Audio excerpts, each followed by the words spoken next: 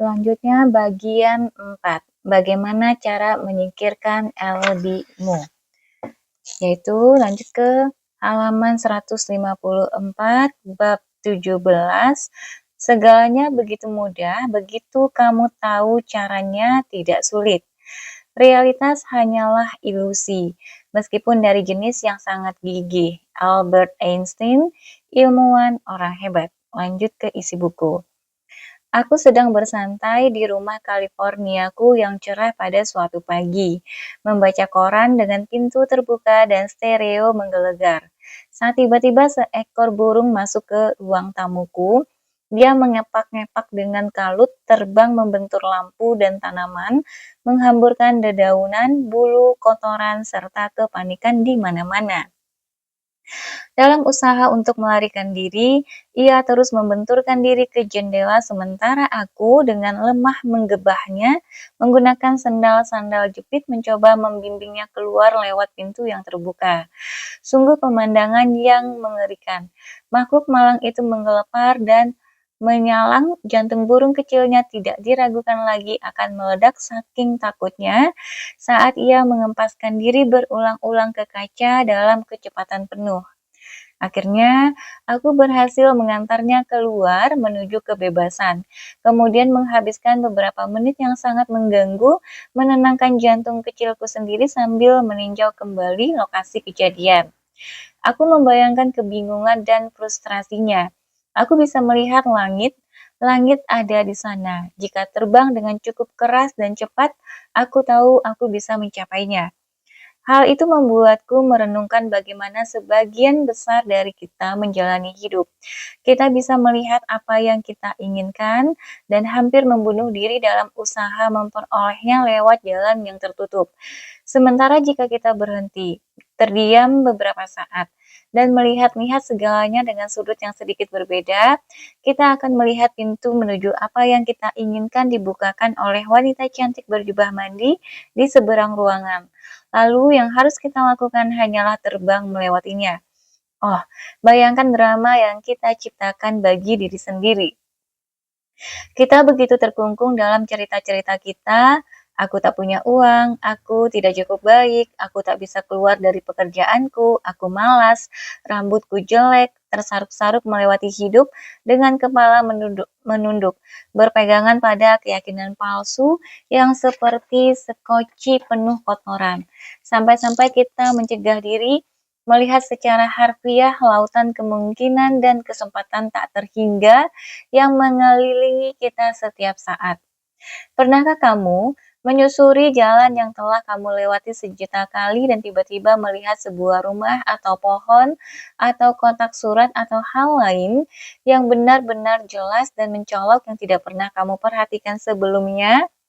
Ataukah atau kamu pernahkah atau pernahkah kamu tiba-tiba menyadari warna mata seseorang yang sudah kamu kenal bertahun-tahun? Atau pernahkah kamu memandang ibumu dan berpikir, aku pernah berada di dalam wanita itu? Semua hal ini tidak muncul begitu saja dan kemudian kamu menyadarinya, mereka sudah ada di sana sejak lama. Kamu hanya tidak mengalaminya karena fokusmu diarahkan ke tempat lain. Berikut ini latihan yang asyik. Sekarang juga edarkan pandangan di tempat dimanapun kamu berada, lalu hitung jumlah benda yang berwarna merah. Lakukan sekitar 1 menit dan hitung semuanya. Sekarang berhentilah, lihat kembali halaman ini tanpa mengalihkan pandangan darinya, dan cobalah memikirkan segala sesuatu di sekitarmu yang berwarna kuning. Mungkin sebenarnya ada banyak warna kuning, tetapi kamu tidak melihatnya karena kamu mencari warna merah. Apapun fokus yang kamu pilih, itulah yang akan menjadi realitasmu. Dan itu hanya contoh dari apa yang tidak kita sadari bisa kita lihat. Ada juga banyak emosi, pemikiran, keyakinan, interpretasi, suara, impian, peluang, bau, sudut pandang, cara untuk merasa baik, respons, dan cara tidak merespons. hal-hal yang perlu diutarakan dan cara untuk membantu. Namun, karena kita begitu yakin dengan cara kita dan berkomitmen terhadap cerita tentang siapa diri kita dan seperti apa realitas kita hanya menggores permukaan dari semua hal yang tersedia bagi kita setiap saat. Sementara itu, kita sebenarnya dikelilingi oleh versi realitas hebat yang tak terhitung jumlahnya. Dan mereka hanya berkeliaran seperti sekelompok gadis remaja pemalu di prom, bersandar di dinding menunggu kita untuk mengajak mereka berdansa. Seperti yang dikatakan oleh penyair William Blake dengan fasih, jika pintu persepsi dibersihkan, segalanya akan tampak apa adanya di mata manusia tak terhingga. Jadi, untuk apa kamu menciptakan sesuatu selain yang benar-benar hebat? Maksudku, kita hanya membicarakan hidupmu di sini. Jika kamu memilih untuk mengatasi semua alasan, misalnya mengapa uang yang kamu inginkan itu buruk, atau kamu diidentifikasikan sebagai seseorang yang takut akan keintiman atau keterikatan, sampai ke banyak alasan lain yang kamu anggap sangat serius dan nyata. Padahal, mungkin saja sebenarnya lucu dan menggelikan. Kamu sungguh-sungguh dapat menciptakan realitas yang kamu inginkan. Setiap kali terkesan dengan beragam alasan baru yang kumunculkan atau mulai mengorganisasi pesta belas kasihan yang rumit untuk diriku sendiri, aku teringat pada Ray Charles. Aku jarang mendengarkan musiknya, tetapi aku selalu memikirkan Ray saat membutuhkan tendangan menyadarkan diri. Dia hidup sengsara, buta, minoritas yang menjadi yatim piatu pada usia 15 tahun dan dibesarkan di bagian kota kulit berwarna. Pada masa perbudakan baru saja berakhir. Namun, dia menjadi salah satu musisi Amerika paling berpengaruh serta sukses sepanjang masa. Pada dasarnya, dia tidak membuang-buang waktu dengan berdalih. Perasaan aku yang lebih sengsara yang coba kuacungkan melawan Ray langsung melayu menjadi usaha yang bagus menyedihkan dan aku dipaksa untuk mengamati hidupku dan alasanku dengan perspektif baru. Sungguh, kamu benar-benar akan membiarkan hal itu menghentikanmu? Yang harus kamu lakukan adalah membuat pilihan untuk melepas semua hal tak bermanfaat yang begitu melekat kepadamu, lalu mewujudkan realitas yang kamu inginkan. Hidup adalah ilusi yang diciptakan oleh persepsimu dan bisa diubah saat kamu memilih untuk mengubahnya. Sebuah kutipan, seluruh pengalaman kita di planet ini ditentukan oleh bagaimana kita memilih untuk mempersepsikan realitas kita. Aku tahu, andai saja, tapi kan tidak semudah itu. Jika sesederhana itu, bagaimana mungkin aku menghabiskan seluruh waktu ini menjeduk-jedukkan kepala ke dinding kaca kebosanan yang kuciptakan sendiri? Tetapi sebelum kamu merasa tidak enak hati tentang hal itu, ingatlah, meraba-raba di dalam realitas sementara kita pura-pura terjebak di dalamnya sangatlah berharga karena memungkinkan kita tumbuh dan belajar dan berkembang. Lautan yang keras menciptakan pelaut yang lebih baik, tetapi kamu harus memilih berapa lama kamu ingin tinggal di sekolah dan mengerjakan masalah yang sama berulang-ulang. Topi dan toga kelulusanmu sudah dicuci dan disetrika dan menunggumu kapanpun kamu mau memakainya. Yang harus kamu lakukan tinggal melepaskan ceritamu yang sekarang dan menulis ulang cerita baru yang sesuai dengan jati dirimu.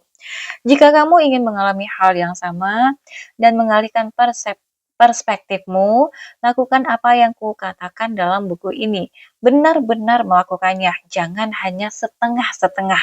Dan saat kamu berada di dalamnya, percayalah. Pelajari sumber yang kusarankan di bagian belakang buku ini dan di situs webku. Berkomitmenlah untuk melepaskan keterikatanmu pada pemikiran dan pengalaman dari frekuensi rendah. Percayalah bahwa semesta menyukai dirimu. Tendang rasa takutmu jauh-jauh dan majulah dengan berani menuju ke wilayah yang tidak diketahui. Selain itu, lakukan juga hal berikut ini. 1. Sadari cerita-ceritamu. Kita menyebutnya cerita karena memang begitulah adanya. Mereka tidak benar dan bisa ditulis ulang. Kamu adalah penulis kehidupanmu sendiri, bukan orang tuamu, bukan masyarakat, bukan pasanganmu, bukan temanmu, bukan perisak yang memanggilmu Fatzila di SMP, dan semakin cepat kamu putuskan untuk menulis naskah yang lebih baik, semakin cepat kamu bisa menjalani kehidupan yang lebih hebat. Sebelum kamu bisa melepaskan ceritamu, temukan kejelasan tentang apa saja cerita-cerita itu terlebih dahulu. Dengarkan apa yang kamu katakan dan apa yang kamu pikirkan, lalu mulailah hentikan kebohonganmu sendiri. Kita menjadi begitu terbiasa dengan kaset rusak kita dan begitu mengenalinya sampai-sampai kita bahkan tidak menyadari keberadaannya atau bahwa cerita-cerita itu bahkan sebenarnya tidak nyata. Namun, kita akan berjuang sampai mati untuk menegakkan sifat ketidakbenarannya.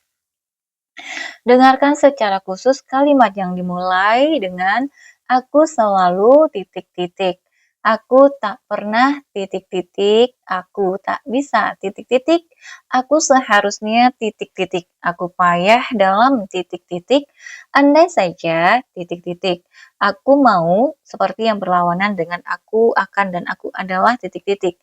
Aku tidak punya titik-titik, suatu hari nanti titik-titik-titik, aku sedang mencoba titik-titik.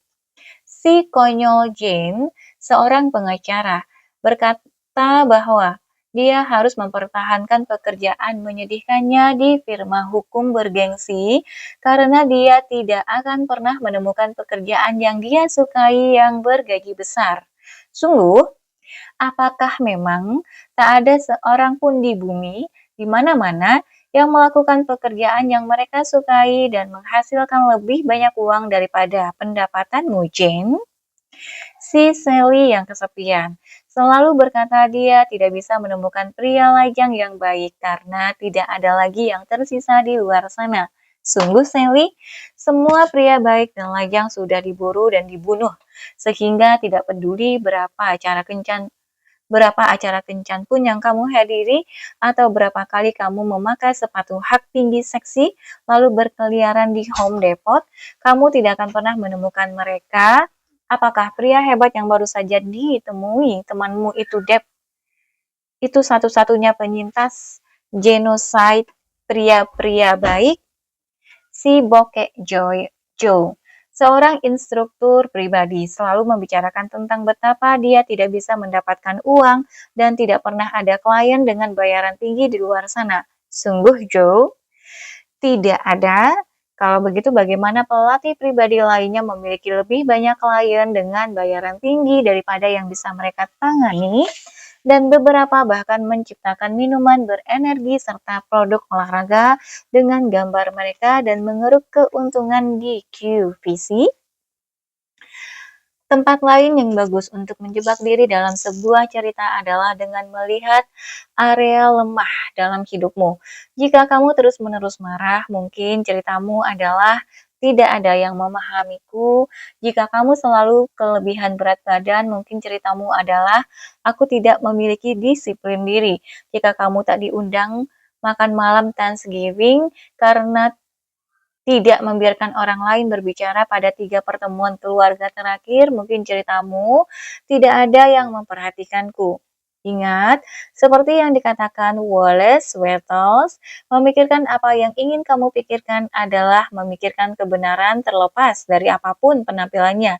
Alih-alih berpura-pura terjebak dalam realitas melumpuhkan ini, gunakan kekuatan berpikirmu untuk mengubah sikap dan mengubah hidupmu.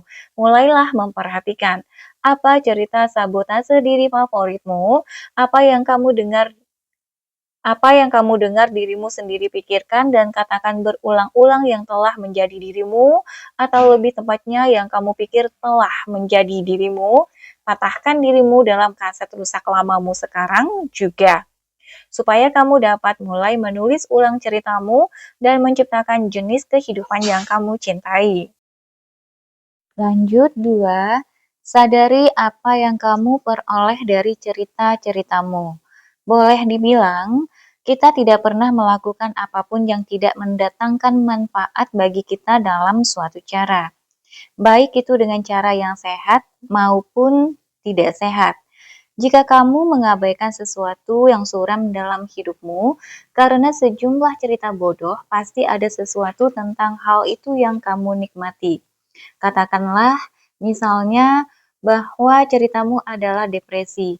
Mungkin meskipun rasanya mengerikan, saat kamu merasa depresi, kamu tidak harus bekerja keras atau mencuci pakaian atau pergi ke pusat kebugaran. Rasanya juga sangat familiar, nyaman, serta menghibur. Dengan depresi, kamu mendapatkan perhatian. Orang datang dan memeriksa keadaanmu dan terkadang membawakan makanan. Kamu jadi memiliki sesuatu untuk dibicarakan. Cerita ini membiarkanmu untuk tidak mencoba terlalu keras atau bergerak maju dan menghadapi kemungkinan kegagalan. Dengan demikian, kamu diperbolehkan minum bir untuk sarapan. Katakanlah bahwa ceritamu adalah kamu tidak dapat menghasilkan uang. Dengan tetap bokek, kamu menjadi benar. Kamu bisa menjadi korban yang membuatmu bergantung pada orang lain dan membuatmu diperhatikan. Orang lain akan menawarkan diri untuk membayar. Kamu tidak harus bertanggung jawab. Kamu bisa menyerah sebelum memulai dan menghindari kemungkinan kegagalan.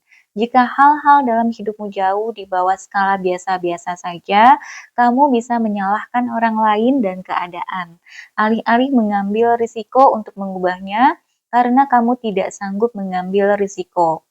Katakanlah bahwa ceritamu adalah kamu payah dalam hubungan percintaan.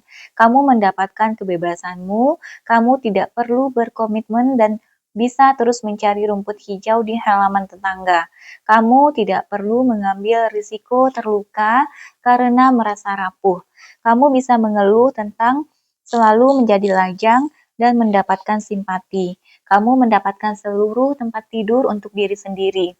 Tidak perlu berkompromi dan tidak perlu bercukur kecuali saat musim panas. Kita tidak menyadarinya, tetapi kita menjadikan keuntungan yang kita peroleh dari pengabadian cerita lebih penting alih-alih mendapatkan hal-hal yang sangat kita inginkan karena wilayah ini familiar. Disinilah kita merasa nyaman dan tidak takut melepaskannya. Jika pernah mengalami depresi atau merasa menjadi korban atau apapun sejak kecil, kita memperdaya diri untuk percaya bahwa itulah diri kita yang sebenarnya sebagai orang dewasa agar dapat terus menuai hadiahnya. Begitulah cara kita bertahan sebagai anak-anak. Tetapi itu tidak lagi menguntungkan sehingga kita perlu menyingkirkannya. Jika tidak, kita akan terus menciptakan lebih banyak lagi cerita seperti itu. Misalnya, katakanlah kamu dibesarkan oleh ayah pecandu alkohol yang kejam. Dan caramu melindungi diri dari sasaran kemarahannya adalah jangan sekali-kali berbicara. Tidak membiarkan dirimu atau keinginanmu dan impianmu terlihat. Singkatnya, kamu menjadi orang dewasa yang tidak pernah berbicara mengenai kebenaranmu atau yang tidak pernah membela diri sendiri. Kamu masih menuai penghargaan palsu. Kamu bisa bermain aman, tidak mau mengambil risiko terluka atau diteriaki, tetapi perilaku ini menjadi bumerang bagimu. Karena dengan bersembunyi dan tidak menentukan sikap, kamu menjalani kehidupan yang benar-benar membuatmu ingin berguling dan kembali tidur setiap pagi, alih-alih bangun dan menghadapi hari. Setelah mengidentifikasi manfaat palsu yang kamu peroleh dari berpegangan pada ceritamu, kamu bisa memulai proses melepaskannya dan menggantinya dengan cerita baru yang lebih memberdayakan dan mendatangkan kebaikan bagi dirimu sebagai orang dewasa. 3. Singkirkan cerita-ceritamu. Setelah mengetahui seperti apa sosok monster itu, kamu bisa membunuhnya. Ambil daftar tidak bisa dan seharusnya, dan aku tak pernah dan sebagainya. Lalu tuliskan aliran kesadaran di jurnal. Lihat contoh di bawah. Dan benar-benar rasakan di tubuhmu apa yang kamu dapatkan dari keyakinan lama yang membatasi seperti aku merasa spesial, aku merasa aman, Aku bisa tinggal dengan orang tuaku dan tidak pernah mendapatkan pekerjaan dan sebagainya. Buat daftar berisi penghargaan palsu ini. Benar-benar dorong dirimu untuk menuangkan semuanya, kemudian rasakan perhatian istimewa atau kenyamanan atau keamanan atau apapun penjaramu dan benar-benar temukan kejelasan dari hal itu. Tangkap basah dirimu habis-habisan dan resapi sepenuhnya. Sekarang, pandanglah daftar penghargaan palsumu itu apa adanya, bagian-bagian kecil dirimu yang ketakutan yang bertingkah, berterima kasihlah kepada mereka karena mencoba melindungimu dan menemanimu. Tetapi katakan pada mereka bahwa sekaranglah saatnya untuk pergi. Kemudian, ganti perasaan yang kamu peroleh dari penghargaan palsu ini dengan perasaan sukacita, kekuatan, dan kegembiraan yang merasuki jati dirimu dan yang akan didatangkan oleh jati dirimu yang sekarang. Bayangkan bahwa versi kekanak-kanakan dirimu meninggalkan tubuhmu dan orang dewasa yang kuat pun menggantikannya. Masukkan diri dewasa itu bersama tarikan napas, keluarkan si anak dan cerita lamanya bersama embusan napas. Rasakan seolah-olah akhirnya kamu mengambil kunci Ferrari kembali dari versi 7 tahun dirimu yang telah mengemudikannya selama ini. Hampir membuatmu terbunuh. Pandanglah dirimu sebagai orang dewasa yang masuk ke tempatmu di belakang kemudi. Teruslah membayangkan atau menuliskan apa yang terlihat dan terasa dengan memiliki diri sejatimu yang dewasa, menggantikan cerita masa kecilmu yang lama. Rasakan, bangkitkan gairahmu padanya, kemudian buatlah keputusan bahwa kamu siap berubah dan mengambil tindakan positif ke arah yang ingin kamu jalani. Sebagai contoh, katakanlah bahwa si Sally yang kesepian akhirnya cukup muak dengan sikapnya dan ingin menghadapi masalah seputar hubungannya. Dia akan mulai dengan menjelaskan ceritanya. Aku tidak bisa menemukan seorang lelaki karena tidak ada lelaki baik lagi yang tersisa. Aku payah dalam urusan rayu-merayu. Aku tidak pernah tahu harus berkata apa kepada kaum lelaki. Aku tidak menarik bagi kaum lelaki, bukan yang baik pula. Aku menakut-nakuti kaum lelaki. Aku tidak mempercayai kaum lelaki. Aku tidak percaya ada lelaki yang tepat di luar sana untukku. Begitu dia menyelesaikan daftarnya yang bisa saja sampai berhalaman-halaman omong-omong, tetapi karena ini hanya contoh dan karena aku ingin meninggalkan rumahku hari ini, sebaiknya kita cukup puas dengan daftar seadanya ini. Dalam aliran kesadaran, Sally dapat menuliskan penghargaan palsu yang dia dapatkan. Dan maksudku tentang aliran kesadaran adalah sekadar membiarkannya mengalir. Jangan menyunting atau terlalu memikirkannya, tulis saja. Dalam kasus Sally, daftarnya bisa seperti, dengan mengatakan bahwa tidak ada lelaki baik di luar sana, aku tidak perlu mempertanggungjawabkan mengapa aku tidak menemukan siapapun. Aku merasa menjadi korban dan dibenarkan untuk tetap melajang. Aku bisa membuktikan betapa payahnya kaum lelaki itu dengan tidak pernah menjalin hubungan dengan lelaki yang baik. Rasa sakitku karena merasa tidak berharga dan ketidakpercayaanku terhadap kaum lelaki terbukti benar saat aku tetap lajang. Aku merasa seolah-olah aku tahu apa yang sedang kulakukan dan merasa memegang kendali dengan tidak membiarkan orang lain mendekatiku. Aku merasa bebas, aku merasa aman, aku merasa istimewa karena mendapat perhatian dengan melanggar peraturan. Sekali lagi, daftar ini bisa sampai berhalaman-halaman panjangnya, tetapi kamu paham intinya. Tapi kamu tetapi kamu paham intinya. Begitu dia sudah menuliskan semua penghargaan palsunya, selanjutnya Sally dapat memusatkan perhatian pada penghargaan-penghargaan palsu itu, merasakannya sepenuhnya, berterima kasih karena telah mencoba melindunginya. Kita tidak ingin mengubahnya menjadi latihan membenci diri sendiri dan lepaskan mereka dengan menggantinya dengan cerita baru yang kuat. Dia benar-benar dapat mengutip satu-satu dan menggantinya dengan sebuah kebenaran baru. Contohnya, dengan mengatakan bahwa tidak ada orang baik di luar sana, aku tidak perlu mempertanggungjawabkan mengapa aku tidak menemukan siapapun. Lalu menjadi, dunia dipenuhi lelaki yang mengagumkan dan penuh kasih, dan aku sepenuhnya mampu menemukan lelaki yang baik untukku dan sangat bersemangat untuk melakukannya. Aku merasa menjadi korban dan dibenarkan untuk tetap melajang. Lalu menjadi, next, aku merasa menjadi korban dan dibenarkan untuk melajang, diubah menjadi, lalu menjadi, aku kuat dan memegang kendali atas hidupku. Aku memilih untuk mencintai dan dicintai. Aku bisa membuktikan betapa payahnya kaum lelaki itu dengan tidak pernah menjalin hubungan dengan lelaki yang baik. Lalu menjadi, aku mencintai dan mempercayai kaum lelaki dan aku sangat senang berada bersama lelaki hebat yang membuatku merayang senang oleh kebahagiaan. Cerita-cerita baru ini menjadi kebenaran barunya, dan untuk membuatnya tetap bertahan, Sally memusatkan perhatian pada mereka, memasukkan mereka bersama tarikan napas, dan merasakan betapa mereka membuatnya bahagia. Kisah-kisah ini adalah afirmasi barunya. Masih ingat soal itu kan? Yang tidak hanya akan dia tulis dan ulangi dan bombardir dirinya berulang-ulang, tetapi juga akan segera mengganti cerita lamanya seandainya cerita-cerita lama itu terlontar dari mulutnya atau memasuki pikirannya hanya karena kebiasaan. Bagaimana kalau kita tinjau lagi? Satu, buat daftar tentang cerita-cerita lama yang sudah terbiasa kamu pikirkan dan katakan. Dua, tuliskan penghargaan-penghargaan palsu yang kamu dapatkan dari cerita lama tadi. Tiga, rasakanlah penghargaan palsu ini, berterima kasihlah atas bantuan mereka, dan putuskan untuk melepaskannya.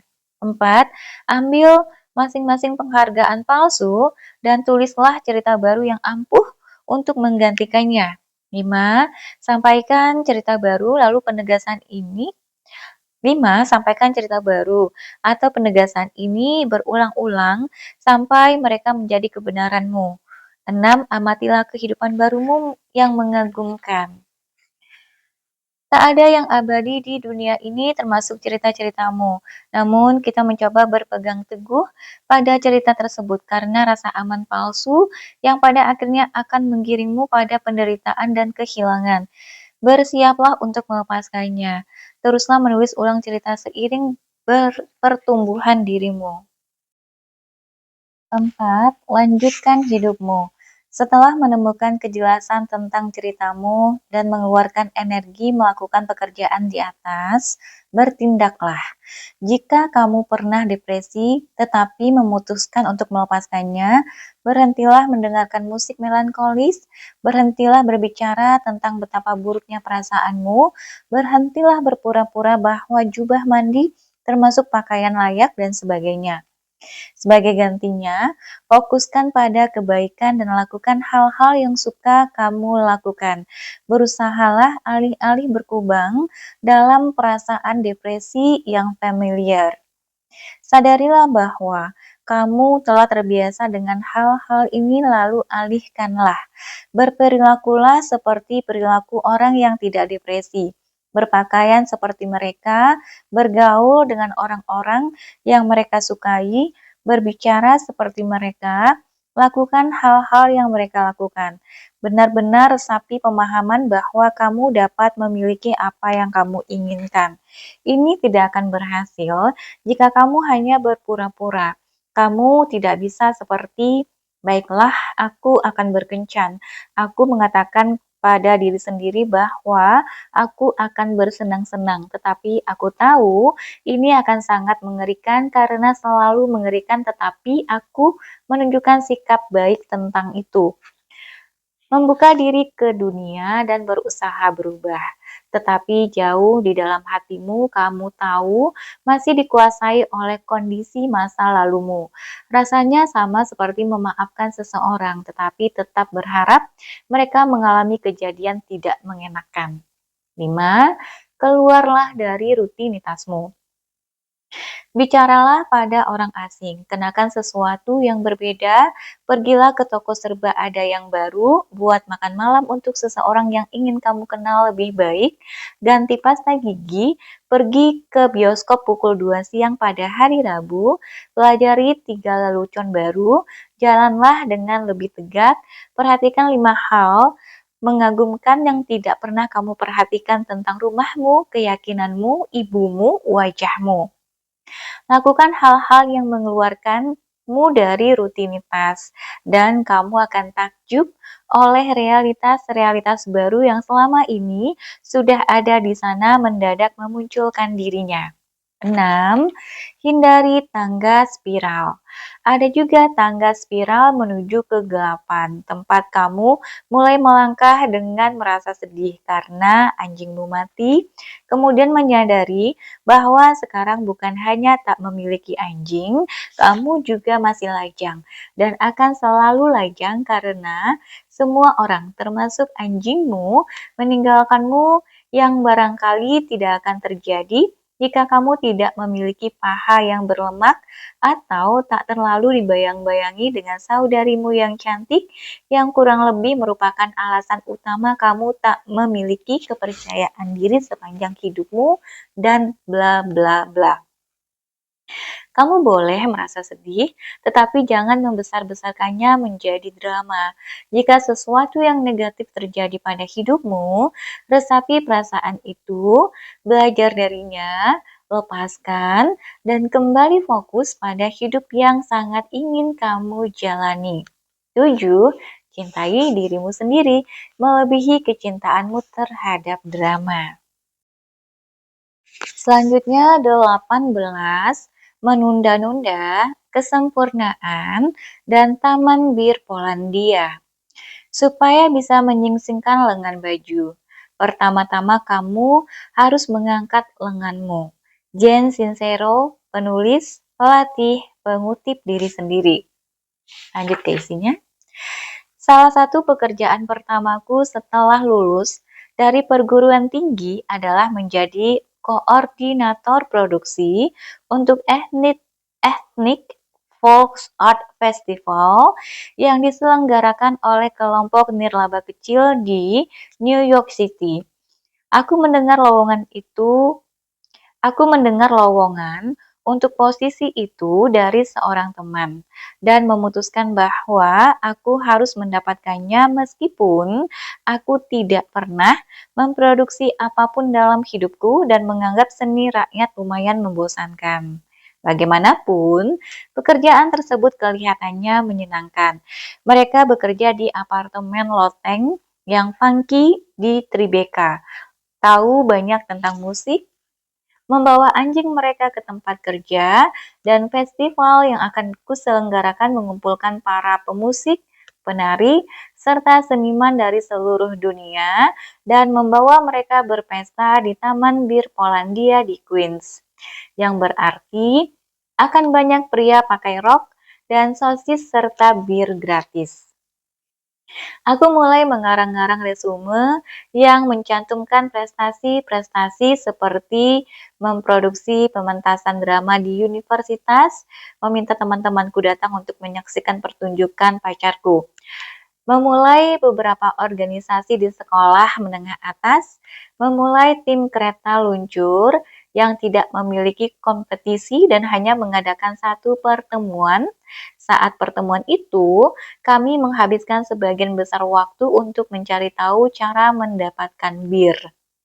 Bekerja di stasiun radio kampus, artinya nongkrong di sana sementara temanku menjadi DJ.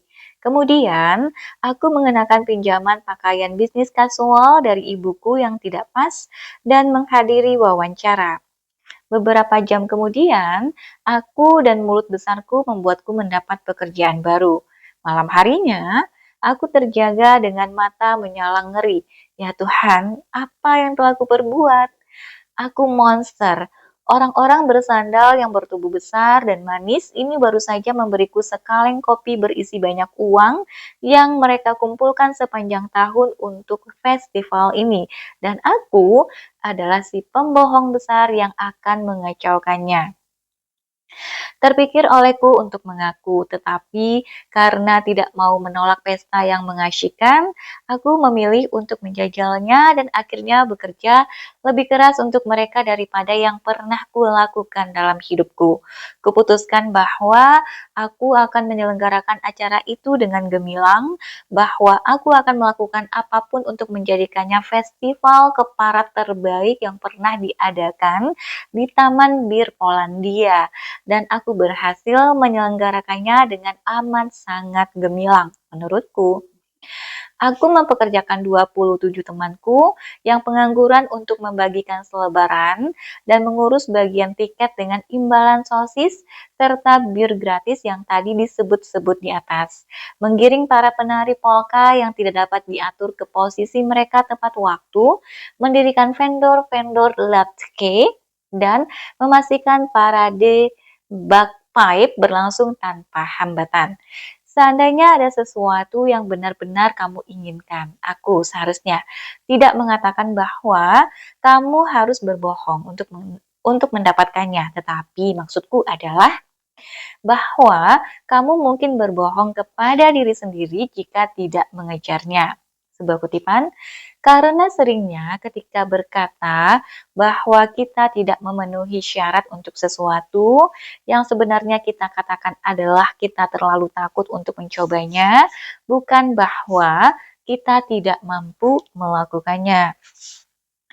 Seringnya bukan kurangnya pengalamanlah yang menahan kita, melainkan kurangnya tekad untuk melakukan apa yang perlu kita lakukan agar mencapai kesuksesan. Kita menghambur-hamburkan banyak energi untuk menemukan alasan mengapa kita tidak bisa menjadi, melakukan, atau memiliki hal-hal yang kita inginkan, dan merancang distraksi yang sempurna untuk menjauhkan kita dari impian tersebut. Bayangkan seberapa jauh kita akan mendapatkannya jika menutup mulut dan menggunakan semua energi itu untuk mengejarnya. Berikut ini kabar baiknya. Satu, kita semua mengetahui jauh lebih banyak daripada yang kita yakin kita ketahui. Dua, kita tertarik pada hal-hal yang secara alami kita kuasai, lebih penting daripada memiliki gelar sarjana dalam bidang ini. Ngomong-ngomong. Tiga, tak ada guru yang lebih baik daripada keterdesakan. Empat, rencana, renjana mengalahkan rasa takut. Kalau dipikir-pikir lagi, aku menyadari bahwa aku lebih memenuhi syarat untuk pekerjaan itu daripada yang semula kuduga. Aku seorang kakak perempuan, yang berarti aku tukang atur secara alami. Aku suka mengadakan pesta, dan aku bisa berbicara dengan siapapun. Bahkan, pria Rusia berusia 76 tahun yang tidak bisa berbahasa Inggris dan panik karena tidak dapat menemukan celana ketat mereka. Aku terus melakukan lebih banyak hal yang tidak memenuhi syarat, tetapi aku juga menyia-nyiakan banyak waktu untuk berpura-pura bahwa aku belum siap melakukan hal lain yang benar-benar ingin kulakukan. Dan secara mengejutkan, waktu yang kulewatkan dengan melompat masuk dan mengejar impianku ternyata jauh lebih menyenangkan daripada waktu yang kuhabiskan untuk duduk bersiap-siap dan sebagai gantinya tidak melakukan apa-apa. Entah itu profil kencan daring yang belum siap kamu kirimkan atau perjalanan yang kamu inginkan setelah menurunkan berat badan sebanyak 4,5 kg atau bisnis yang ingin kamu mulai segera setelah menabung cukup banyak uang. Mulai saja. Sekarang juga, lakukan apapun yang diperlukan. Siapa tahu, jangan-jangan kamu malah ditabrak tukang es krim besok. Aku pernah menghabiskan 1 bulan penuh mempersiapkan kantorku untuk menulis buku. Aku mendapatkan kursi yang tepat, meletakkan meja di tempat yang tepat di dekat jendela, mengatur semua bahan yang kubutuhkan, kemudian menata ulang tempat itu 3 kali, dan membersihkannya sampai kamu bisa melakukan pembedahan di lantai, lalu malah mulai menulis seluruh buku itu di meja dapurku. Sebuah kutipan, menunda-nunda adalah bentuk sabotase diri yang paling populer karena sangat mudah dilakukan. Lanjut ke bukunya lagi. Ada banyak hal menyenangkan yang dapat kamu lakukan untuk menunda-nunda, dan kamu tidak akan kekurangan orang yang benar-benar bersemangat untuk menunda-nunda bersamamu. Dan meskipun rasanya bisa jadi sangat menyenangkan saat itu, pada akhirnya dengung kenakalan itu memudar, dan kamu duduk di sana beberapa tahun kemudian merasa seperti pecundang, bertanya-tanya mengapa kamu masih belum mulai bertindak dan mengapa orang lain yang kamu kenal mendapatkan promosi dalam pekerjaan mereka atau melakukan perjalanan keliling dunia atau membicarakan panti asuhan terbaru yang telah mereka buka di Kamboja di radio NPR. Sebuah kutipan, jika kamu serius mengubah hidupmu, kamu akan mencari jalan. Jika tidak, kamu akan mencari-cari alasan. Demi membawamu ke tempat yang kamu inginkan dalam hidup ini, inilah beberapa tip yang benar dan teruji untuk membantumu berhenti menunda-nunda. 1. Ingatlah bahwa menuntaskan sesuatu itu lebih baik daripada menyempurnakannya. Cukup selesaikan situs web keparat itu, atau kirimkan brosur itu, atau lakukan penjualan lewat telepon, atau pesanlah tiket pertunjukan itu meskipun kamu belum siap sepenuhnya. Tidak ada orang lain yang peduli atau bahkan mungkin akan memperhatikan bahwa segalanya tidak 100% sempurna. Dan sejujurnya tidak akan pernah 100% sempurna. Jadi sebaiknya kamu mulai sekarang juga. Tidak ada cara yang lebih baik untuk menyelesaikan sesuatu daripada terus bergerak cepat. Momentum adalah hal yang indah, belum lagi sangat diremehkan. Jadi bangun dan mulailah sekarang juga. 2.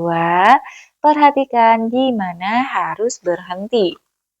Ketika mengerjakan apapun yang sedang kamu kerjakan, atau apapun yang pura-pura kamu kerjakan, di mana tempatnya kamu berhenti?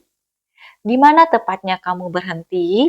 Apakah saat kamu harus melakukan penelitian, melakukan panggilan telepon yang menakutkan, mencari tahu cara mengumpulkan uang, tepat setelah kamu memulai, setelah kamu harus berkomitmen, ketika pekerjaanmu mulai membaik, tetapi tepat sebelum lepas landas, sebelum kamu bahkan turun dari tempat tidur.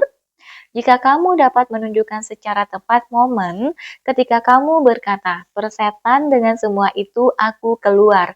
Kamu dapat mempersiapkan diri menghadapi momen menyusahkan itu dengan menyewa pelatih atau asisten, atau menguatkan diri sendiri, atau mendelegasikan bagian tertentu dari tugas itu, atau menghilangkan distraksi yang diketahui.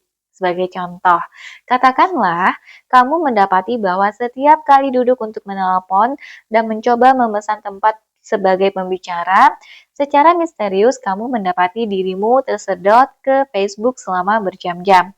Matikan internet, atau pergi ke suatu tempat untuk menelpon di tempat kamu tidak bisa mendapat sambungan internet, seperti taman atau mobilmu atau Antartika. Kemudian putuskan bahwa kamu harus membuat 5 panggilan telepon sebelum kamu dapat memeriksa kembali Facebook dan mencari tahu apakah ada yang mengomentari gambar kucingmu yang sedang makan keripik kentang.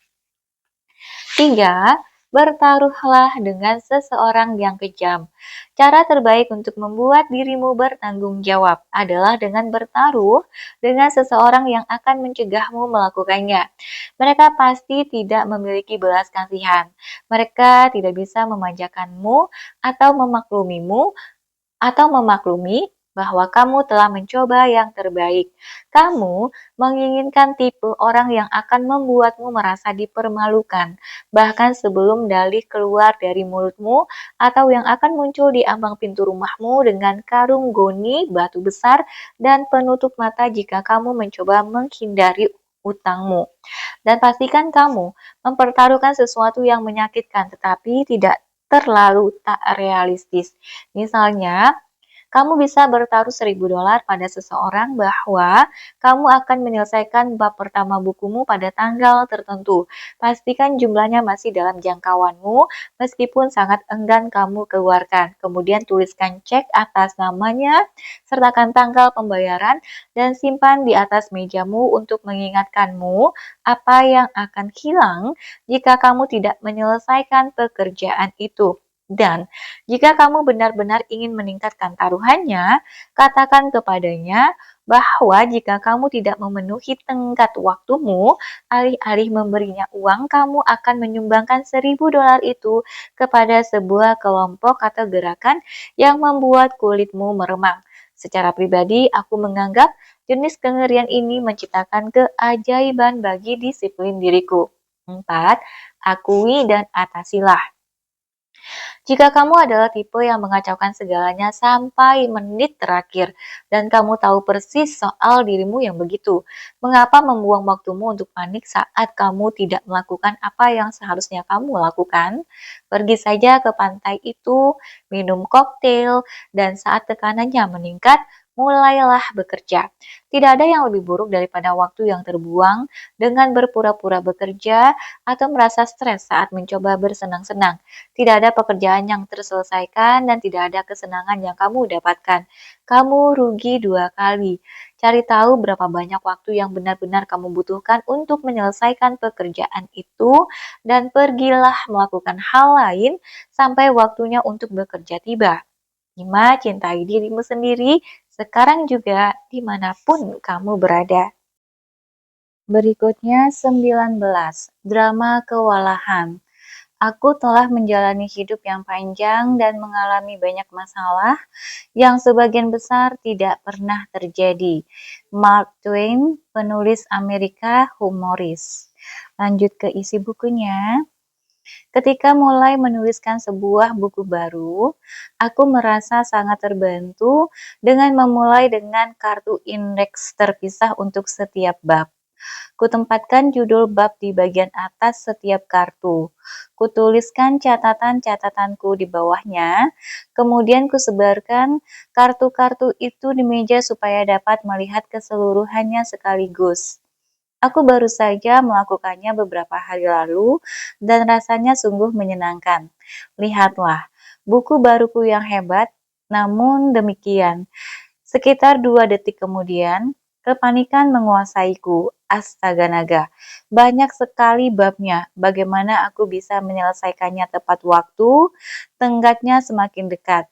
Dan aku masih belum sepenuhnya yakin tentang apa yang kumasukkan di setiap bagian. Apa sih yang kupikirkan?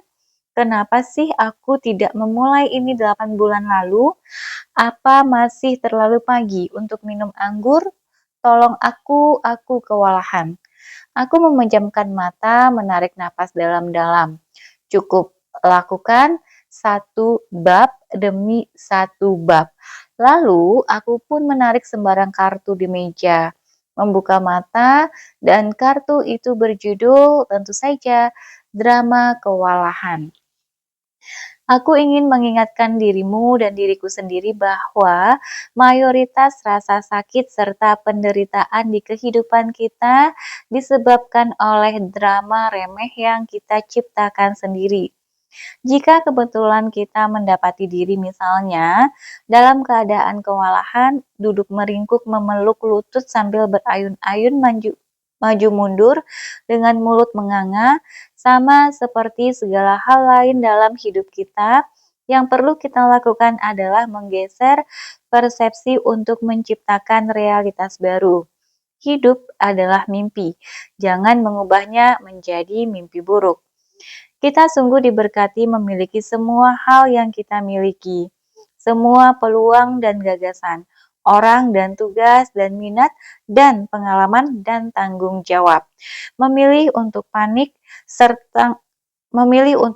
tentang itu semua, alih-alih menikmati menjalani kehidupan, rasanya sama seperti membuang mutiara ke kandang babi. Sungguh menyia-nyiakan hadiah berharga itu. Untuk membantumu mendapatkan perspektif yang lebih menyenangkan dalam daftar tugas beratmu, mari ambil 3 keluhan paling umum tentang kewalahanmu dan merapikannya. 1. Tak ada cukup waktu. Berkat kerja keras orang-orang dengan otak besar, kita sekarang mengetahui bahwa waktu adalah ilusi. Sementara kebanyakan orang tidak tahu apa artinya itu. Ada sudut pandang lain yang jauh lebih mudah dipahami. Tidak memiliki waktu adalah ilusi. Contohnya, aku tidak punya waktu untuk mencari tempat parkir yang sebenarnya. Jadi, aku akan parkir di zona bongkar muat ini. Oh, lihat, aku menghabiskan 3 jam waktu yang tidak kumiliki untuk mengeluarkan mobil dari bengkel derek. 2 jam lainnya dengan tersesat dalam perjalanan pulang dan 45 menit untuk mengeluhkan kejadian itu kepada istriku. Aku tidak punya waktu untuk membersihkan kantorku. Oh, lihat, aku menghabiskan setengah jam waktu yang tidak kumiliki hanya untuk mencari telepon yang terkubur di bawah tumpukan tetek bengek. Oh, dan lihatlah, teleponnya mati, yang berarti aku akan menyia-nyiakan lebih banyak waktu lagi yang tidak kumiliki mencari pemuat daya sialan yang mungkin ada di bawah tumpukan buku ini di sini. Semoga saja. Saat kita terpaksa melakukan sesuatu, tiba-tiba saja kita memiliki waktu. Itu artinya waktu sudah tersedia sejak semula. Tetapi kita memilih membatasi diri dengan meyakini sebaliknya. Pernahkah kamu menyadari bagaimana jika kamu punya waktu 6 bulan untuk melakukan sesuatu, kamu memerlukan waktu 6 bulan untuk melakukannya, tetapi jika punya waktu seminggu, kamu akan memerlukan waktu seminggu. Begitu kamu memahami bahwa waktu seperti seluruh realitasmu yang lainnya ada di dalam pikiranmu, kamu dapat membuatnya bekerja untukmu alih-alih menjadi budaknya. Berikut adalah beberapa hal yang dapat kamu lakukan sekarang juga untuk mulai menundukkan waktu. Tunjukkan rasa hormat. Jika kamu menginginkan lebih banyak waktu dalam hidupmu, tunjukkan rasa hormat pada waktu. Jika kamu terus-menerus terlambat, jika kamu mengacaukan sesuatu, atau jika kamu tak bisa diandalkan, kamu tidak mengirim pesan ke semesta atau orang lain atau dirimu sendiri bahwa kamu menghargai waktu berharga yang kamu inginkan dan sedang mencoba meluangkan lebih banyak waktu dan sedang mencoba meluangkan lebih banyak untuk dirimu sendiri. Kamu bisa menciptakan apapun yang kamu inginkan, tetapi kamu harus benar-benar menginginkannya. Jika kamu bertingkah seolah-olah waktu tidak penting, bahwa waktu layak disia-siakan dan tidak dihargai, kamu tidak bergerak selaras dengan apa yang menurut kamu inginkan. Kamu tidak bergerak selaras dengan apa yang menurutmu kamu inginkan, sehingga kamu akan sulit mendapatkannya. Maksudku, bayangkan waktu sebagai seorang pribadi. Apakah kamu mengharapkan waktu terus hadir untukmu jika terus-menerus menanggapinya seolah-olah ia hal bodoh yang tidak penting? Kurasa tidak. Jika kamu selalu terlambat, mulailah datang lebih awal. Jika kamu terus-menerus membatalkan atau tidak bisa diandalkan atau melupakan kencanmu dengan orang lain, kelola waktumu. Tulis janji-janji temumu dan simpanlah. Pasang alarm di ponselmu untuk mengingatkan agar bersiap-siap lebih awal. Tulislah segala sesuatunya di punggung tanganmu. Pegang janjimu jika kamu berkata akan melakukan sesuatu. Ini bukan ilmu roket. Jika kamu ingin memiliki hubungan yang baik dengan waktu, jalinlah hubungan yang baik dengan waktu. Bukan hanya itu, akan membantumu mendapatkan lebih banyak waktu dalam hidupmu sendiri. Tetapi juga kamu akan berhenti menjadi salah satu orang kurang ajar yang selalu menyia-nyiakan waktu orang lain. Berikutnya, jaga temanmu tetap dekat dan musuhmu lebih dekat lagi.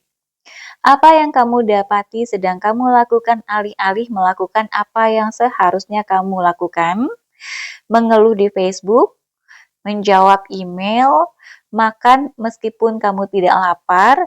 Begitu mengetahui apa distraksi favoritmu, kamu bisa membangun pertahanan yang baik melawannya. Matikan internet dan telepon saat sedang bekerja. Dilarang masuk ke dapur sampai kamu selesai. Jika kamu selalu mendapati dirimu berdiri di depan pintu kulkas yang terbuka dalam keadaan pengar, kita sudah begitu tenggelam dalam kebiasaan buruk semacam itu sampai-sampai kadang kita bahkan tidak menyadari apa yang sedang kita lakukan. Begitu kamu menyadari kelemahanmu, kamu dapat mulai melindungi diri terhadapnya. Lalu berikutnya, uraikan menjadi bagian-bagian kecil. Tidak ada yang lebih mengempiskan semangat daripada melihat sebuah tugas besar menghadang dan bertanya-tanya bagaimana kamu bisa menyelesaikan semuanya.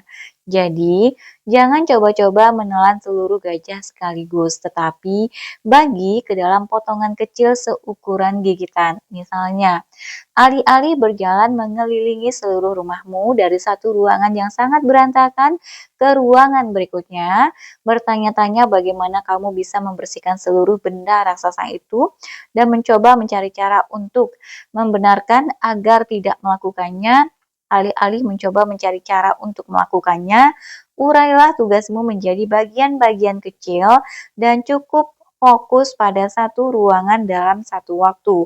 Otak kita hanya bisa menampung sekian banyak informasi tertentu tanpa meledak. Jadi, dengan memandang setiap tugas secara terpisah, tugas yang besar itu tiba-tiba menjadi lebih mudah ditangani. Otak suka potongan-potongan kecil.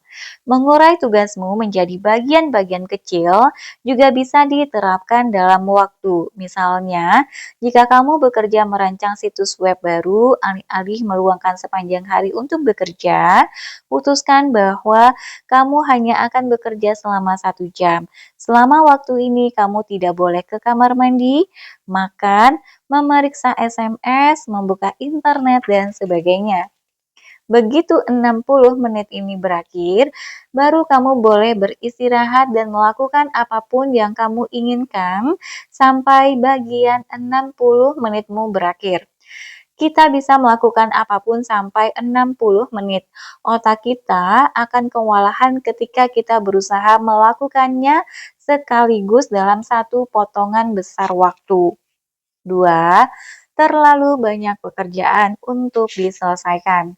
Pernahkah kamu perhatikan bahwa setiap kali kamu bertanya kepada seseorang bagaimana keadaan mereka, sekitar 99% waktu mereka mengatakan sesuatu seperti baik, benar-benar sibuk tetapi baik.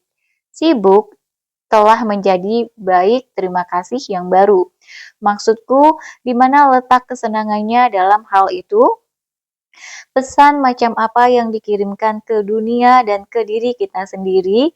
Tak heran, kita semua merasa seperti terjepit di bawah lempeng semen raksasa dari daftar tugas yang harus dilakukan. Jadi, ya, tugas pertamamu adalah untuk jaga mulutmu. Berhenti berbicara tentang betapa sibuknya dirimu. Fokus pada apa yang kamu nikmati dalam pekerjaanmu dan jeda di antara pekerjaan itu, alih-alih merasa terbebani oleh semuanya. Putuskan bahwa kamu menjalani kehidupan yang mengagumkan dan santai yang penuh dengan proyek menarik yang kamu sukai. Lalu komunikasikan itu kepada dunia dan dirimu sendiri. Kemudian, pergilah keluar dan bersenang-senanglah. Cari bantuan. Jika kamu merasa benar-benar kelimpungan, kacau, tidak tahu harus mulai dari mana, atau apa yang harus dilakukan selanjutnya, mintalah sudut pandang dari luar. Seringkali kita begitu terjerat dalam kehidupan sendiri sampai-sampai tidak dapat melihat sesuatu yang benar-benar jelas di mata orang lain. Pernahkah kamu menghabiskan waktu berkualitas untuk mencari kacamatamu, padahal benda itu bertengger di kepalamu? Ini boleh dibilang seperti demikian. Kamu bisa menghabiskan berjam-jam atau berhari-hari atau berbulan-bulan atau selamanya berkutat mencari tahu cara membuat ulang situsmu atau merencanakan sistem latihan atau mencari tahu cara mengatur kantormu. Padahal seseorang yang tidak dikubur hidup-hidup oleh semua suku cadang bergerak sepertimu bisa langsung melakukannya. Temukan sepasang mata baru untuk situasi ini, dan temukan seseorang yang tahu apa yang mereka lakukan. Jangan dengarkan nasihat keuangan dari seseorang yang sama bokeknya denganmu, atau nasihat percintaan dari seorang yang lajang, atau memutuskan bahwa kualifikasi utama seseorang untuk membantumu adalah mereka yang bersedia melakukannya secara gratis atau tukar-menukar. Bekerja dengan para profesional akan menghemat waktu dan uangmu dalam jangka panjang karena kamu tidak akan menyia-nyiakan waktumu menguraikannya lagi atau mengerjakan ulang apapun upaya payah yang semula hendak kamu lakukan. Sewa mentor dalam bidang bisnis. Tanyalah seorang teman yang benar-benar melakukannya dan berhasil untuk duduk bersamamu, sewa konsultan organisasi, dan jika tak ada satupun dari hal ini yang masuk akal untuk situasi khususmu, teruslah membaca. Berikutnya, akui realitas. Terkadang kita mengambil lebih dari yang bisa kita kunyah karena kita berpikir harus menelan semuanya, atau bahwa dunia akan berantakan jika kita tidak melakukan segalanya, atau bahwa kita adalah orang jahat yang tidak dicintai jika tidak melakukan 8 juta hal yang sedang kita coba lakukan. Jadi, realistislah. Mengapa kamu melakukan semua hal yang kamu lakukan? Apa benar-benar perlu kamu melakukan semuanya? Perlukah kamu melakukan semuanya pada waktu bersamaan? Bisakah beberapa di antaranya menunggu, diserahkan kepada orang lain, kamu lepaskan sepenuhnya, dan jika kamu harus melakukan semuanya, apa yang membuatnya terasa lebih menyenangkan? Sama seperti mengurai waktu, membagi-bagi tugas akan menjauhkanmu dari ketertinggalan dan menempatkan kegiatanmu menjadi potongan-potongan berukuran kecil yang mudah diatur. Beginilah cara mengurainya. Buat daftar tugas, amati. Apa yang perlu diselesaikan sekarang juga? Apa yang bisa menunggu? Masukkan kedua hal ini dalam daftar yang terpisah. Sembunyikan daftar tunggu. Apakah tugas besar penting yang ada dalam Apakah tugas besar penting yang ada dalam daftar kerjakan sekarang? Apakah tugas kecil yang sepele? Serahkan tugas-tugas sepele pada orang lain atau simpan pekerjaan itu untuk nanti dan luangkan sebagian besar waktumu untuk tugas yang lebih penting. Itu namanya membuat prioritas. Semakin sedikit daftar tugasmu, semakin baik perasaanmu. Dan ingatlah, kamu tak akan pernah menyelesaikan semuanya, jadi berhentilah memusingkannya. Lakukan apa yang bisa kamu lakukan dengan penuh sukacita, alih-alih melakukannya dengan perasaan tertekan. Delegasikan tugasmu atau mati kewalahan. Salah satu cara terbaik untuk meringankan bebanmu adalah dengan berhenti bersikap mengatur dan atau pelit, dan pekerjakanlah seseorang untuk membantumu atau mendelegasikan ke orang-orang di sekitarmu. Lihat di bawah.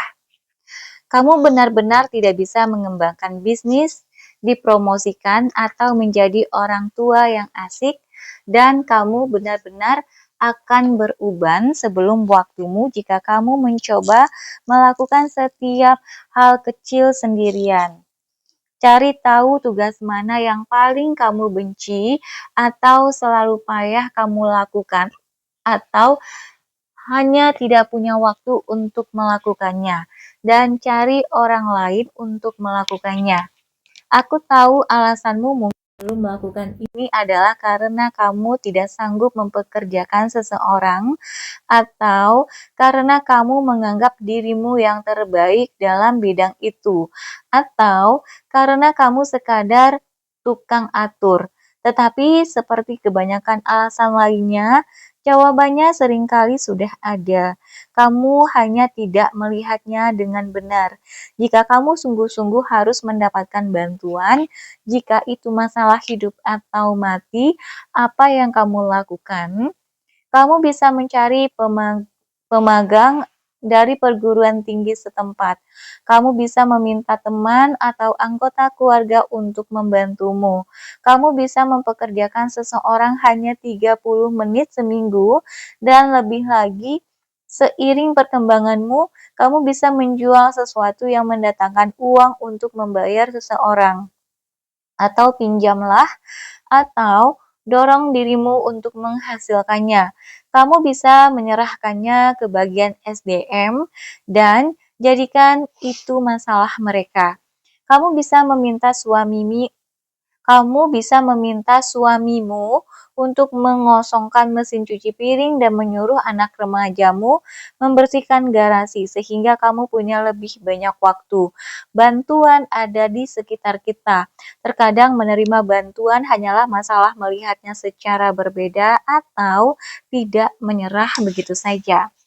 Memutuskan bahwa kamu tidak dapat memiliki sesuatu yang kamu butuhkan atau inginkan akan segera memotongmu dari arus mewujudkannya, dan juga menjauhkanmu dari bagian yang mencetuskannya sejak semula.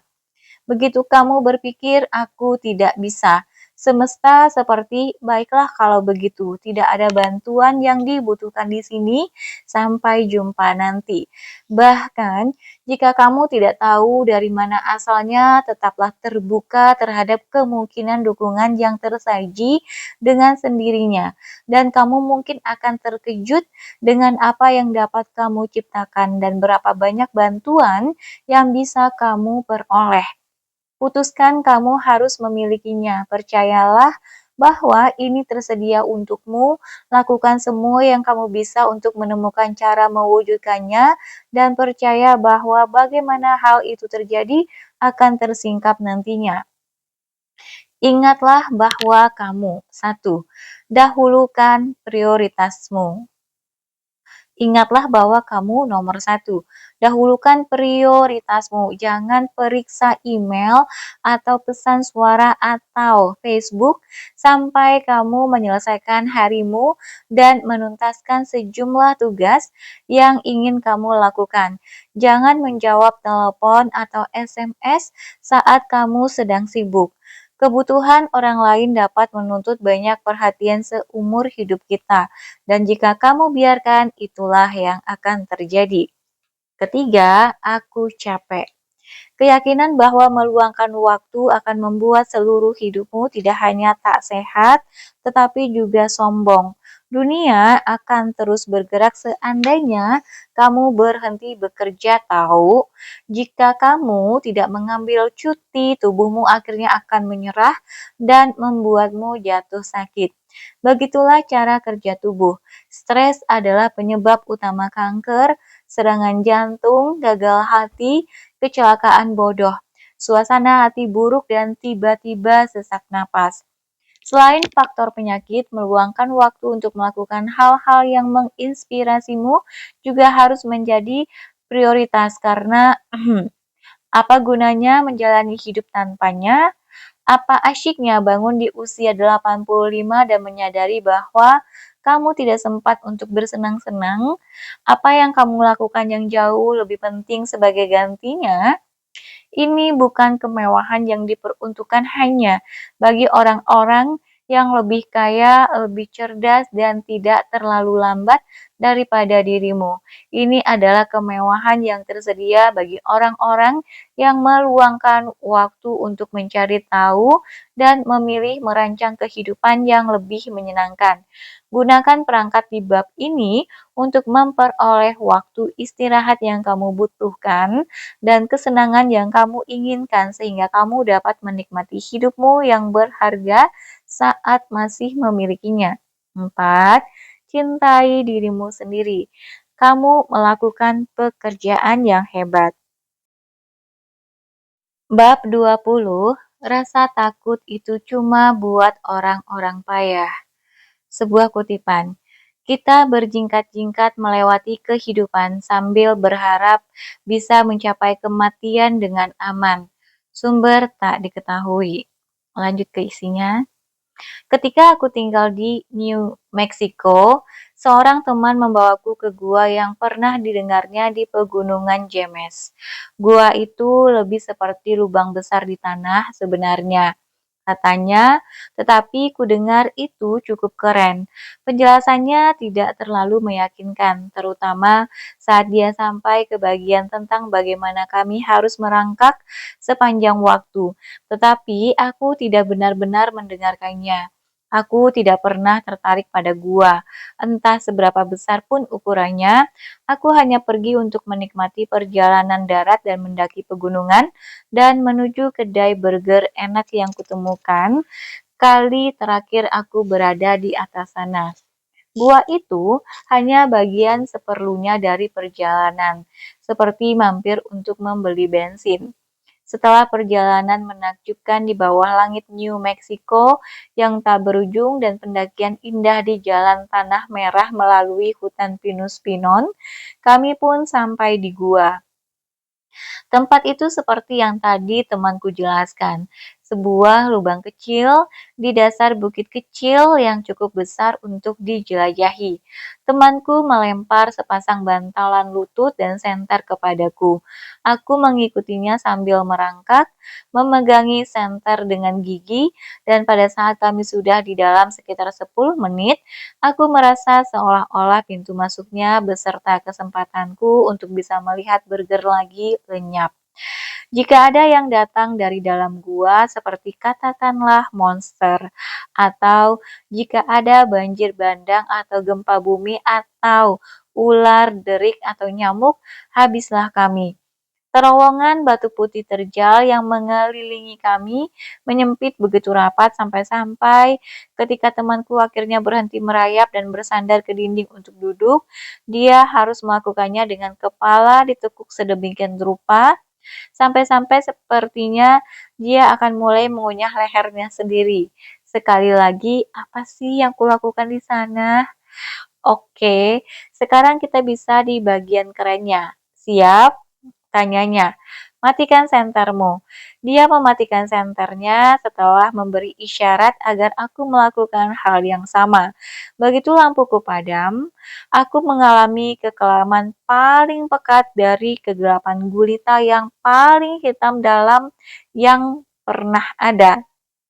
Kurasakan getaran histeria mulai menjalari tengkukku, dan untuk pertama kalinya dalam hidupku aku benar-benar memahami apa rasa takut itu.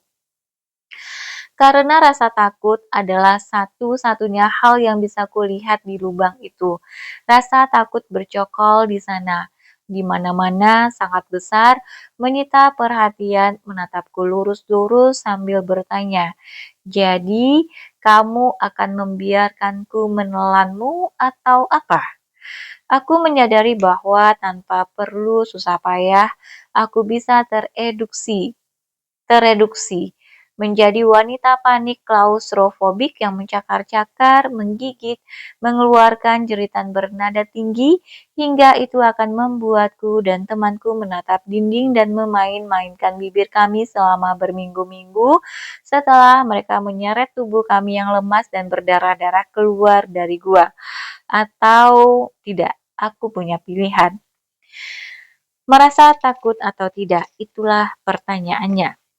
Aku senang melaporkan bahwa aku akhirnya memutuskan untuk melupakan rasa takut dan memilih merayap dengan tenang keluar dari gua menuju ruang terbuka terbasuh sinar matahari dan berjalan dengan dua kakiku.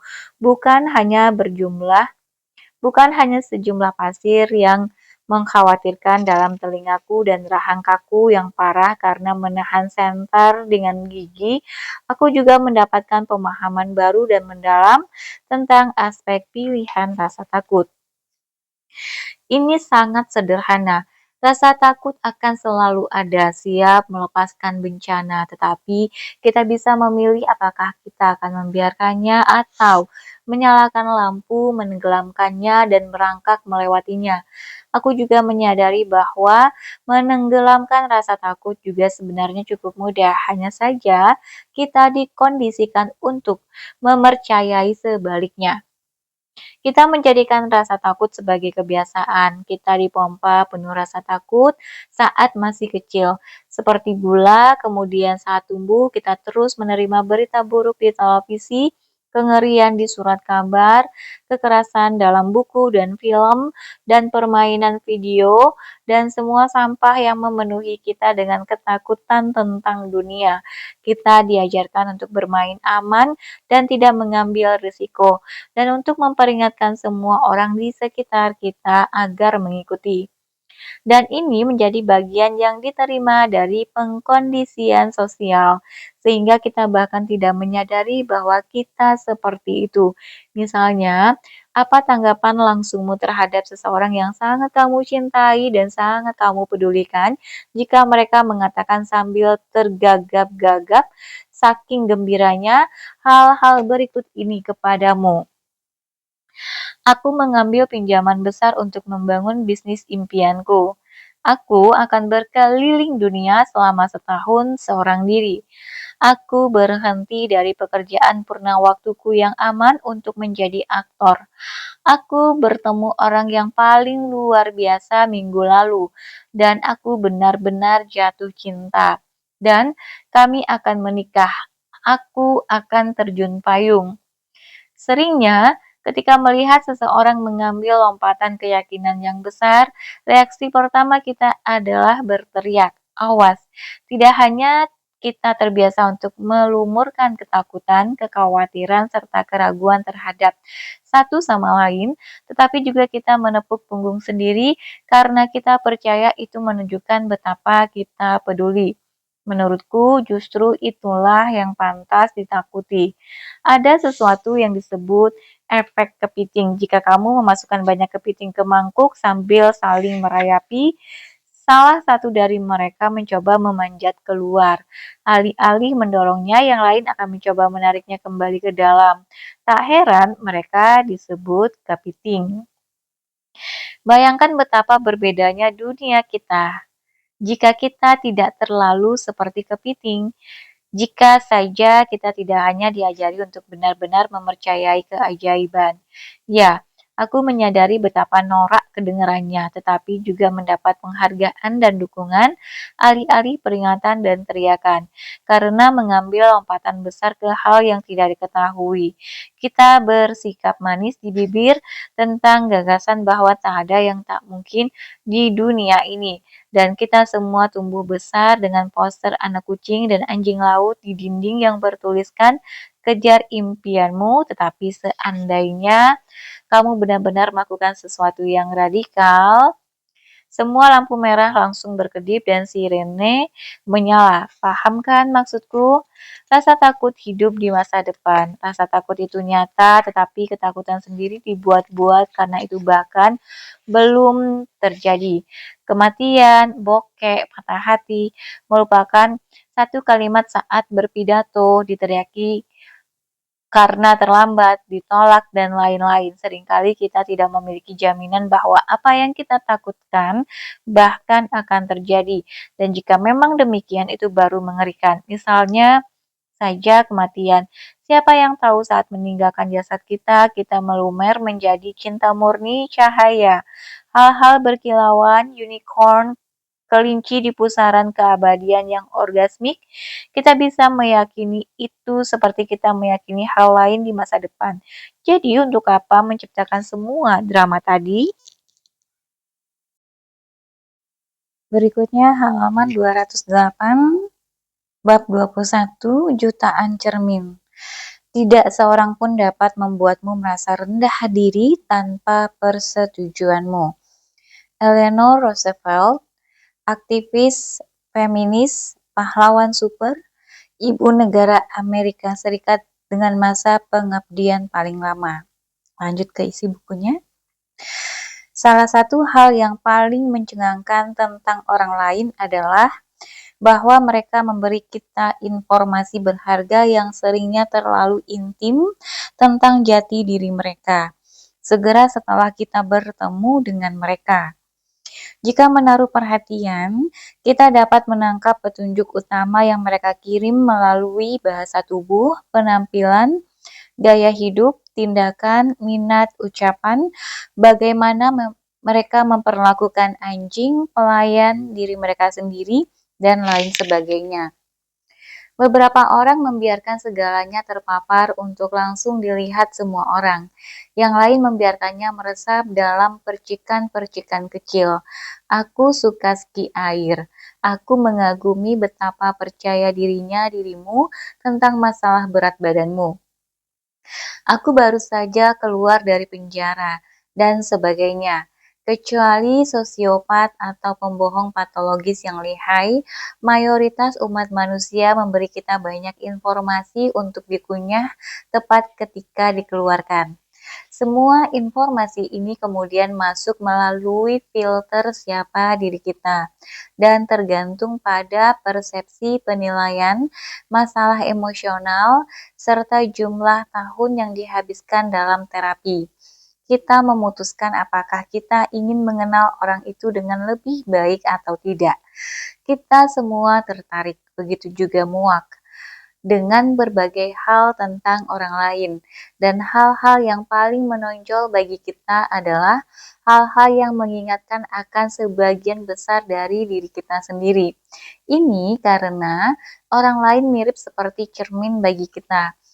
Jika ada yang mengganggumu, maka memproyeksikan sesuatu yang tidak kamu sukai tentang dirimu, dan jika kamu menganggap seseorang hebat, itu mencerminkan kembali sesuatu yang kamu lihat di dalam dirimu yang kamu sukai. Bahkan, jika kualitas itu belum berkembang di dalam dirimu. Aku tahu ini terdengar seolah aku mengeneralisir segalanya, tetapi jangan kemana-mana dulu, karena aku sedang mencoba menjelaskannya. Realitasmu diciptakan oleh apa yang kamu fokuskan dan bagaimana kamu memilih untuk menafsirkannya. Ini berlaku untuk segala hal, termasuk hal-hal yang kamu fokuskan tentang orang-orang di duniamu. Misalnya, tergantung pada siapa dirimu, kamu bisa bereaksi dengan berbagai cara terhadap pacar barumu yang secara terus-menerus menyebutmu sebagai bebal banget. Kamu bisa A. Melihat hal ini sebagai lampu merah dan menganggap mereka perisak. B. Melihat hal ini sebagai lampu merah dan menganggap mereka gugup atau merasa tidak aman dan tidak punya sopan santun. C. Melihat ini sebagai lampu hijau karena mereka begitu menderita sampai-sampai harus menyiksa orang lain. Mereka benar-benar membutuhkan orang sepengertian diriku. D. Melihat hal ini sebagai lampu hijau karena kamu percaya bahwa dirimu benar-benar bebal banget. Atau E. Menganggapnya menggelikan karena itu tidak beresonansi denganmu. Sebuah kutipan, orang-orang di sekitarmu merupakan cermin yang baik untuk menunjukkan siapa dirimu yang sebenarnya dan seberapa banyak atau seberapa kecil kamu mencintai dirimu sendiri. Lanjut lagi ke bukunya. Kita menarik orang ke dalam hidup kita karena suatu alasan, sama seperti mereka menarik kita ke dalam diri mereka. Kita semua saling bantu untuk tumbuh dan mengatasi masalah masing-masing. Jika kita memanfaatkan kesempatan untuk belajar, alih-alih bereaksi terhadap dengan bersikap defensif atau membenarkan tindakan atau rengekan kita, hal-hal yang sangat hal-hal sangat menjengkelkan yang dilakukan orang lain. Orang-orang menjengkelkanlah, entah itu teman, anggota keluarga, klien, tetangga, atau wanita di kereta dengan suara seperti banteng yang membantu kita untuk tumbuh dan melihat siapa diri kita yang sebenarnya melebihi sahabat kita yang tercinta, kecuali jika mereka sedang bersikap menjengkelkan, dan kalau begitu, kita pun bisa berterima kasih pada mereka. Jangan lewatkan kesempatan mulia untuk belajar dari orang yang sebenarnya ingin kamu tinju mulutnya. Kita menganggap aspek tertentu dari orang lain itu mengganggu karena mereka mengingatkan akan sesuatu yang tidak kita sukai dari diri kita sendiri, atau perilaku mereka yang memicu rasa takut atau tidak aman yang kita miliki, meski mungkin tidak kita sadari. Untuk waktu yang lama, aku beranggapan bahwa menjadi feminin itu lemah dan menjengkelkan. Pada suatu waktu, aku memutuskan bahwa bertindak seperti atau menjadi seorang gadis itu tidak tangguh dan keren, dan femininitasku menjadi bagian memalukan dari diriku. Karena itu, aku jauh lebih terancam oleh wanita yang mendatangiku dengan pensil alis alih-alih membawa bor listrik. Lucunya, salah seorang teman terbaikku amat sangat feminin. Aku bertemu dengannya saat kami bekerja sama di New York City dan langsung tertarik padanya karena dia sangat brilian dan manis. Dia pandai menirukan gaya berjalan salah satu rekan kerja kami di koridor dengan bokongnya yang mencuat dan yang selalu berhasil membuatku tertawa terguling-guling. Namun demikian, tidak sepertiku. Dia penyuka acara kumpul-kumpul khusus perempuan dan kencan mani-pedi pengamat cincin pertunangan yang sangat antusias dan sangat profesional dalam sapaan khas geng gadis. Lengan terangkat tinggi di udara, kepala tertengadah, mata dipejamkan rapat-rapat, seruan "Oh Tuhanku" bernada tinggi yang bisa didengar semua orang, karena itulah kami memanggilnya Pink. Satu dekade kemudian, aku tinggal di Los Angeles, dan Pink tinggal di kawasan luar New York City, menikah dan punya banyak anak. Ketika memutuskan untuk melakukan liburan solo pertamanya sejak menjadi seorang ibu dan pergi ke San Diego untuk menemui sahabatnya dari perguruan tinggi, dia menelpon dan memintaku datang ke San Diego menemuinya. Aku setuju dengan agak misu-misu.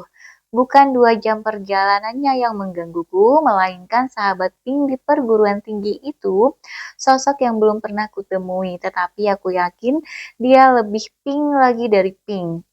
Aku membayangkan aktivitas kecewek-cewekan lengkap dengan acara mengecat kuku kaki sambil menikmati film-film Meg Ryan dan membicarakan betapa gemuknya kami. Tetapi aku sayang pada Pink, jadi aku pun pergi. Sementara itu, di San Diego, teman baik Pink dari perguruan tinggi kurang senang akan prospek bertemu sahabat terbaik Pink saat di New York City yang berangkat dari LA. Dia juga memutar-mutar bola mata membayangkan prospek ledakan bom estrogen. Jadi bayangkan betapa gembiranya kami saat menemukan bahwa kami sama-sama macho.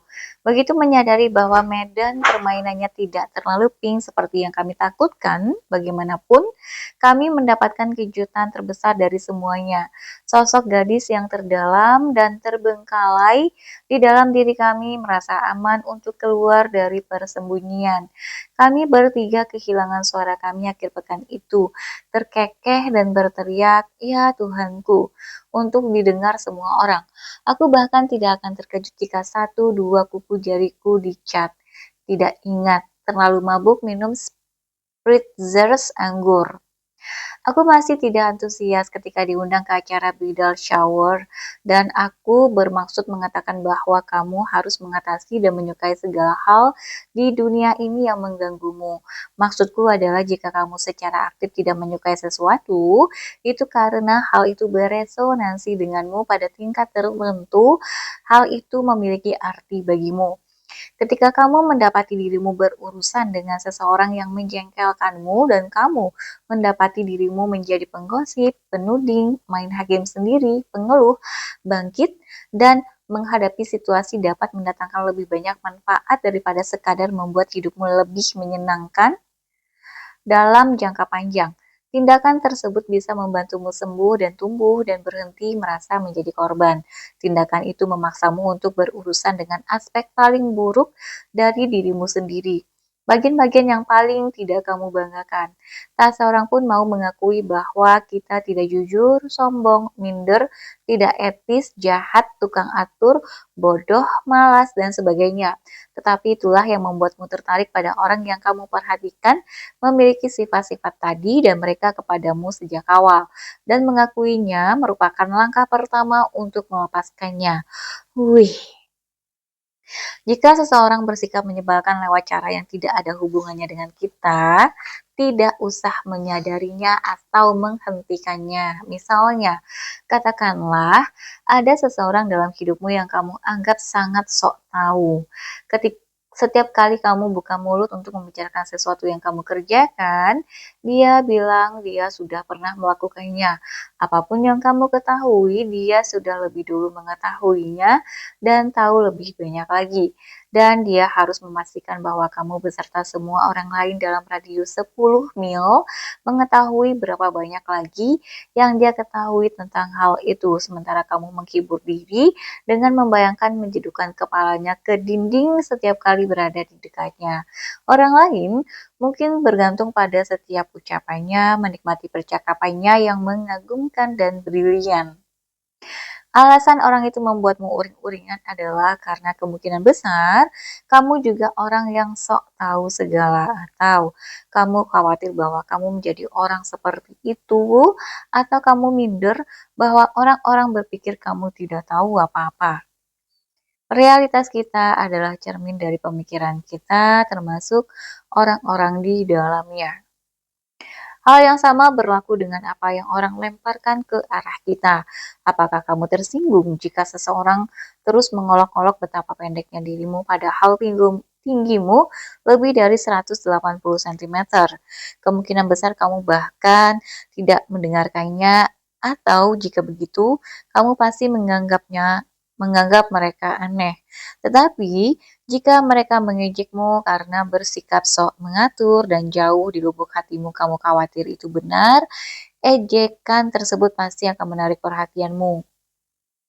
Ini juga berarti mereka memiliki sikap sok mengatur jika mereka mengenalinya di dalam dirimu, tetapi toh itu bukan masalahmu. Apa yang kamu fokuskan lebih banyak lagi menghasilkan dalam hidupmu.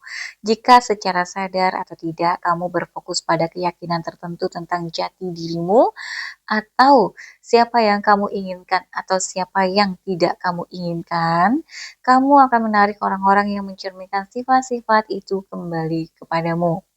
Karena itulah, ketika berurusan dengan teman yang suka menusuk dari belakang atau semacam orang beracun yang perlu kamu konfrontasi atau kamu singkirkan dari kehidupanmu, kamu terjebak dalam perangkat yang dibuat sendiri karena tidak ingin menyakiti orang itu atau menempel pada kualitas mereka yang lebih baik atau mencemaskan yang terburuk jika tidak tahan dengan omong kosong mereka. Aku tidak peduli berapa lama kamu berteman dengan seseorang atau betapa kamu merasa kasihan kepada mereka atau bagaimana mereka benar-benar membantumu untuk ke-8 juta kalinya. Atau betapa lucu, sukses, seksi, inspiratif, putus asa, menakutkan, terhubung, brilian, atau tak berdayanya mereka karena alasan utamamu mengalami masalah dalam Mengonfrontasi mereka bukanlah tentang semua itu. Apa yang sebenarnya sedang terjadi adalah kamu dihadapkan pada keharusan membongkar keyakinan terbatasmu tentang dirimu sendiri dan kamu menggunakan alasan demi orang lain ini agar tidak perlu menghadapi masalahmu sendiri, masalah tentang membela dirimu sendiri. Sebuah kutipan, pada akhirnya ini bukan tentang mereka, ini tentang kamu yang percaya bahwa dirimu pantas dicintai dan dilihat atas siapa dirimu yang sebenarnya. Lanjut lagi ke bukunya. Ketika kita setuju membiarkan diri kita mendukung perilaku buruk orang lain, seringkali hal itu berasal dari dorongan yang sama. Kita tidak ingin membuat orang lain merasa lebih tidak nyaman daripada yang telah mereka perbuat terhadap kita. Itu masalah klasik ketiadaan rasa cinta diri kan? Dengan membuat mereka tidak nyaman, maksudku adalah menolak ikut serta dalam drama mereka, bukannya dengan balat bersikap kasar. Ini bukan soal mata dibalas mata dan merosot ke tingkat yang lebih rendah. Ini tentang membela diri tertinggimu, tak peduli jika orang yang kamu hadapi seandainya memilih untuk merasa kecewa, merasa terluka, merasa tidak nyaman, menganggapmu gila. Sebuah kutipan. Ini tentang menghormati diri sendiri, alih-alih memenuhi kebutuhan rendah dirimu untuk disukai. Alih-alih memenuhi kebutuhan rendah, yaitu dirimu untuk disukai. Dampaknya sungguh dahsyat, karena jika kamu cukup mencintai diri untuk menghadapi kebenaran, tak peduli berapapun harganya, semua orang mendapat keuntungannya.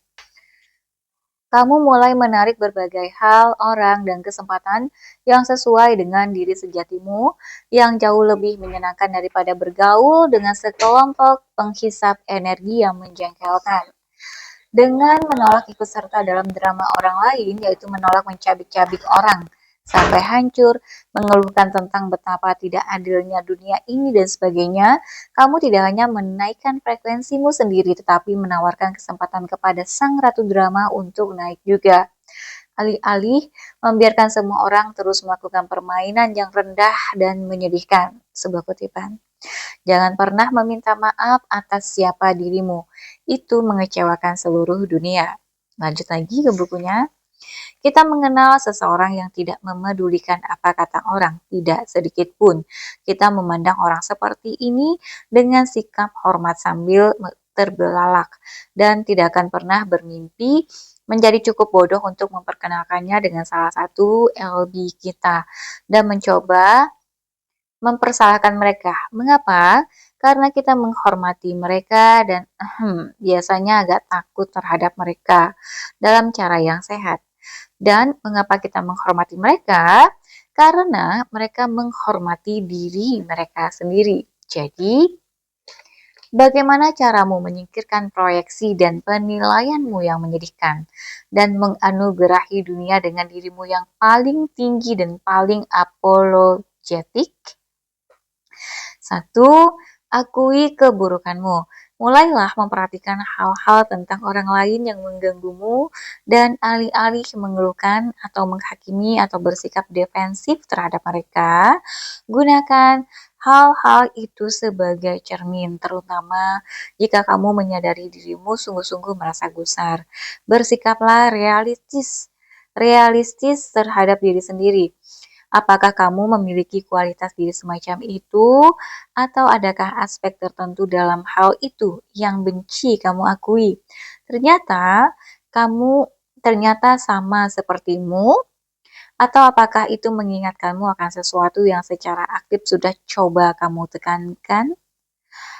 Atau apakah itu mengingatkanmu akan sesuatu yang secara aktif sudah coba kamu tekan atau hindari, atau bahwa kamu secara aktif melakukan hal yang sebaliknya, atau kamu terancam olehnya?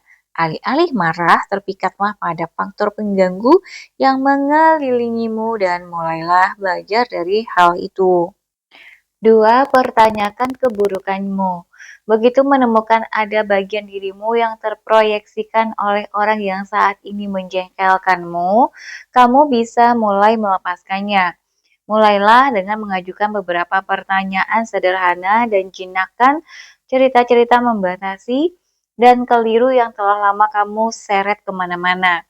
Misalnya, jika kamu kesal kepada temanmu yang lelet itu karena datang terlambat lagi, tombolmu tertekan karena kamu berpegang pada semacam kebenaran tentang bagaimana seseorang seharusnya memperlakukan waktu.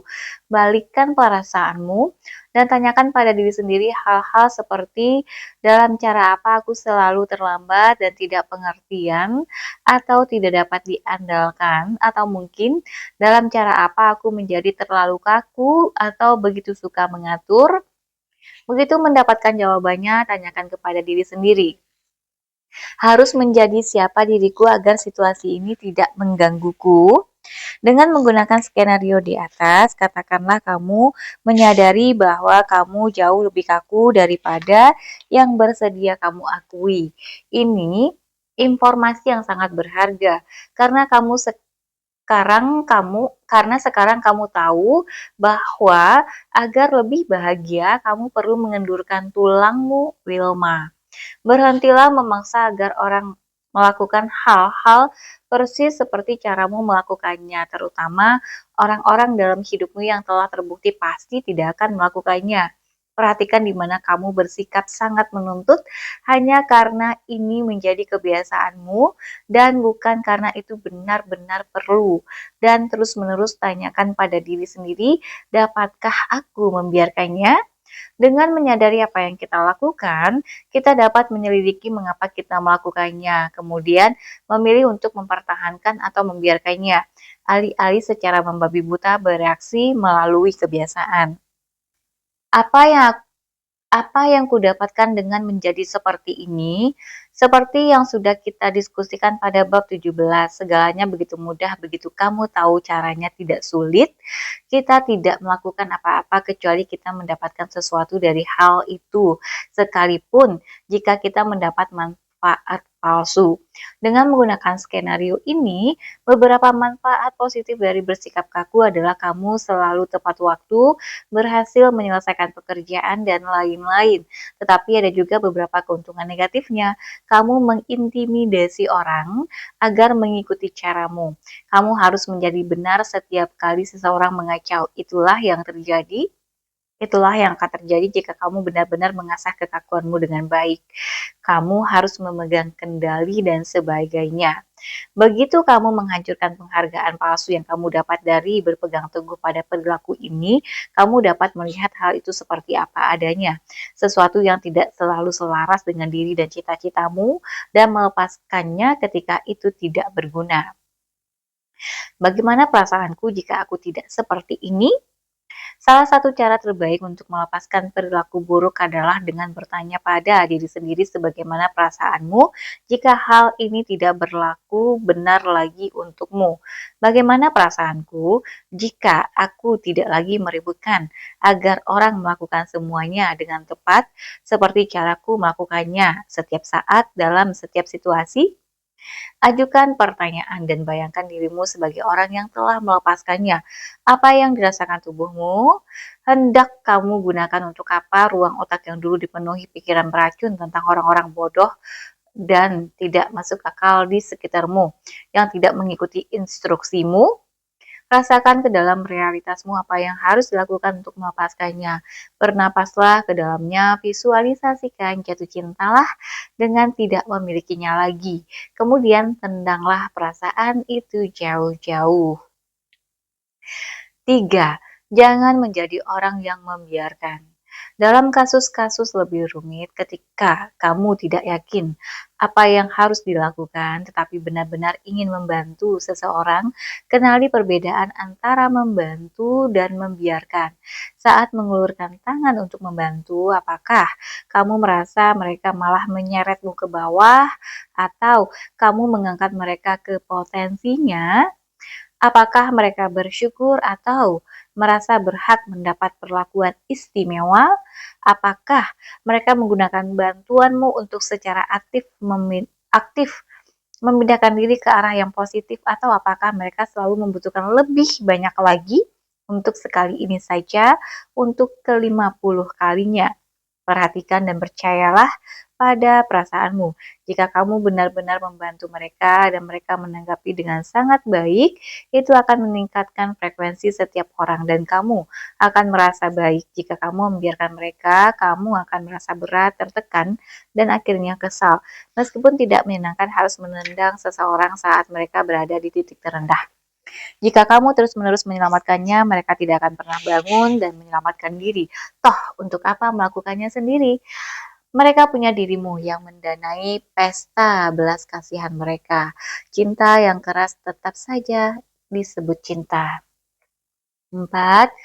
Jauhi orang-orang yang menyakitkan. Terkadang tidak peduli berapa banyak pekerjaan yang kamu lakukan sendiri dan bagaimana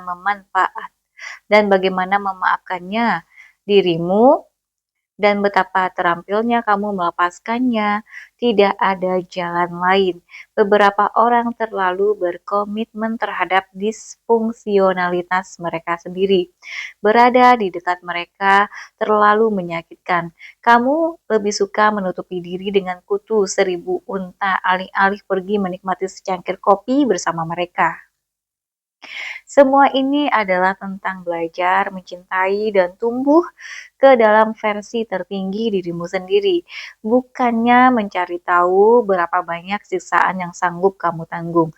Jadi seiring dengan memahami cara bertumbuh dari perilaku yang tidak begitu menyenangkan orang-orang di sekitarmu. Penting juga untuk memahami bagaimana melepaskan diri dari mereka jika mereka secara kronis terobsesi diri atau kasar atau penuding atau negatif atau pengatur atau pencemburu atau ratu drama atau manipulatif atau merasa menjadi korban atau pengeluh atau pesimis atau bersikap kejam terhadap binatang. Berikut ini caranya.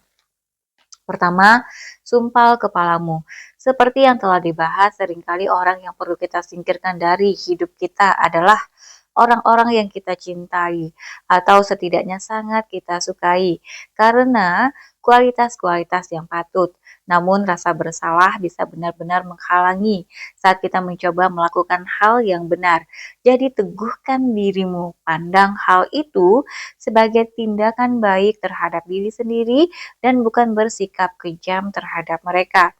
Mengingat bahwa kamu terangkat menjadi versi tertinggi dirimu, alih-alih teredukasi sampai ke tingkat mereka, dapat memberimu kekuatan yang kamu butuhkan untuk melepaskan dari kakimu. Lalu, tekan tombol eject. Hal penting lain untuk diingat saat mencabut gulma dari kebunmu adalah dengan tidak terlibat dalam drama mereka. Potong kabelnya secepat dan sesederhana mungkin, dengan sedikit atau tanpa diskusi. Jika mereka begitu tidak sadar akan perasaanmu, sehingga kamu merasa perlu membuangnya dari kehidupanmu, kemungkinan besar mereka tidak akan menyangka perlakuan ini. Jadi diskusi tentang mengapa kamu perlu mengakhiri bisa-bisa berlanjut selama sisa hidupmu jika kamu membiarkannya. Secara tiba-tiba, kamu menjadi sangat sibuk, mengabaikan mereka, menyapih mereka darimu tanpa penjelasan. Semakin keras mereka berteriak, semakin kamu tiba-tiba sibuk.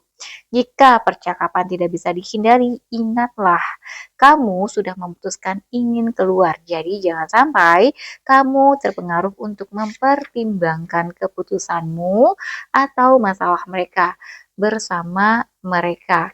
Katakan saja bahwa hubungan itu tidak sesuai untukmu, bahwa kamu tidak menyukai bagaimana hal itu membuatmu merasa bahwa kamu harus mengakhirinya dan itu tidak terbuka untuk didiskusikan. Buat segalanya menjadi tentang dirimu, jangan berikan mereka apa-apa untuk dimanfaatkan atau berdebat atas nama mereka. 5. Cintai dirimu sendiri dengan sengit setia tanpa rasa bersalah.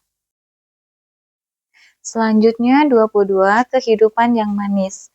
Senang bisa berada di sini, senang bisa berada di mana saja. Kate Richards, Dewa Rock Connoisseur Kehidupan. Aku punya kucing yang usianya 22 tahun. Aku juga punya ayah yang berusia 87 tahun. Kucing dan ayahku memiliki kekuatan super yang sama. Mereka memiliki kemampuan untuk membuatku memberi banyak perhatian kepada mereka dan bersikap lebih baik kepada mereka daripada kepada orang lain. Karena orang lain tidak sedang mengalami risiko penurunan moralitas dalam waktu dekat. Begitulah. Pertama kali aku menyadari bahwa kucingku sudah tua dan mungkin akan segera mati adalah sekitar setahun yang lalu, ketika dalam waktu semalam seluruh lemak tubuhnya merosot ke daerah perut, membuatnya mengayun-ngayunkan perut seperti ambing dan meninggalkannya dengan tulang belakang yang masih syok. Mencuat kurus kering dan bergerigi, bertanya-tanya kemana semuanya pergi. Inilah saat ucapan perpisahan penuh linangan air mata dimulai setiap kali aku meninggalkan rumah dan makanan basah yang mewah mulai muncul di mangkuknya. Dalam kasus ayahku, panggilan telepon dan penerbangan ke timur telah meningkat sejak secara dramatis. Dan sekarang aku tertawa histeris mendengar semua leluconnya tidak diragukan lagi membuatnya lebih mengkhawatirkan kesejahteraanku daripada kekhawatiranku atas keadaannya. Aku senang melaporkan bahwa meskipun menurut hitungan kalender, mereka benar-benar tua. Keduanya masih sehat walafiat. Ayahku bermain tenis sekali seminggu dan masih mengenaliku, dan kucingku masih bisa berlari cepat saat ia mendengar pembuka kaleng. Mereka juga pengingat yang sangat baik ketika menyangkut makhluk, benda, dan kehidupan yang kamu cintai. Apa yang mungkin lebih penting daripada menikmati keberadaan mereka sekarang ini selagi masih ada kesempatan? Jika itu adalah sesuatu yang ingin kamu lakukan, jangan menunggu sampai kamu kurang sibuk atau lebih kaya atau siap atau 9 kilogram lebih ringan. Mulailah sekarang juga. Kamu tidak akan pernah semudah ini lagi. Jika menyangkut orang-orang yang kamu cintai, kunjungi mereka sesering mungkin. Bertindaklah seolah-olah setiap kali kamu melihat mereka akan menjadi saat yang terakhir.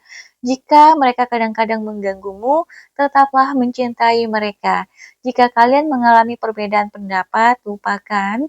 Jangan terjebak dalam hal-hal kecil bodoh sehingga kamu melewatkan menikmati keberadaan orang-orang yang memiliki sebagian hatimu. Jika kamu tidak berada di tempat yang kamu inginkan dalam hidup, teruslah berjalan.